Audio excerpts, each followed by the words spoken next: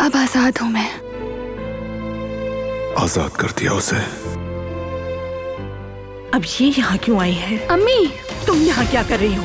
मैं अगर तुम्हें अपनी इज्जत प्यारी होती तो तुम यहाँ कभी नहीं आती।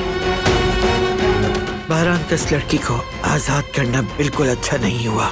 अब इसकी सजा तो बनती है। मुबारक हो बाबा, आखिर आपको आपका हक मिल ही गया।